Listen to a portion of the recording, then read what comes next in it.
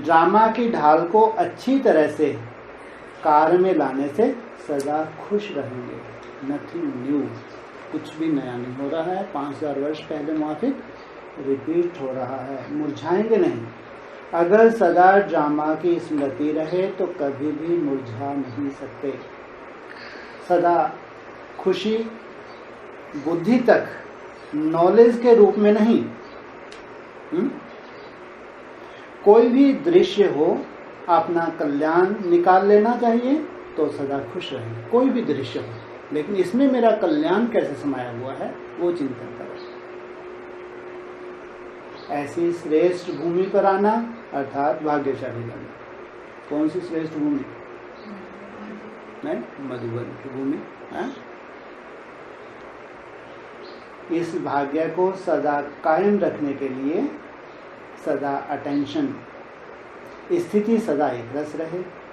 एक रस स्थिति अर्थात एक के ही रस में रहना और कोई भी रस अपनी तरफ नहीं खींचे।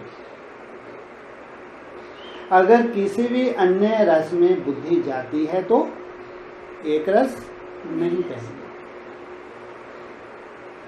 बाप के समान स्वयं को नॉलेजफुल अर्थात ज्ञान का सागर अनुभव करते हैं।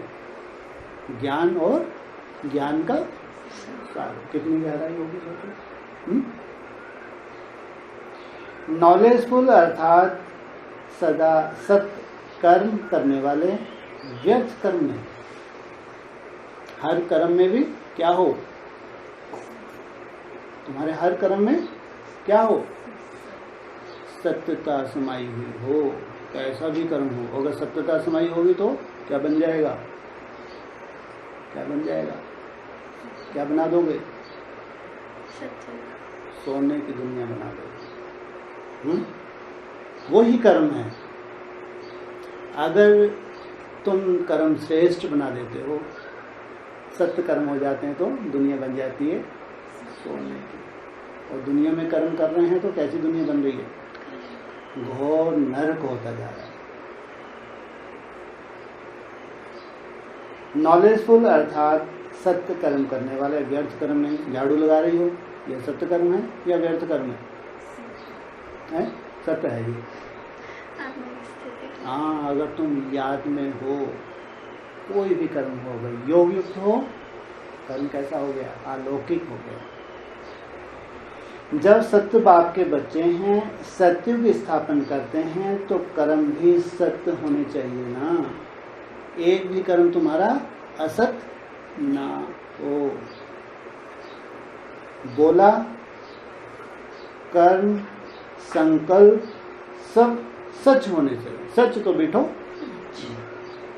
हो क्या बोला, वो भी सच, ये भी सच है। हाँ, वो सच क्या बोल रहे हो? कौन सा है? सिखों का? हाँ, जपूरी साहब बोलते हैं। हाँ, सच ही सच, बाप सच। इसको कहते बाप के समान मास्टर नॉलेजफुल अर्थात ज्ञान स्वरूप। बाप समान मास्टर नॉलेजफुल और ज्ञान को जी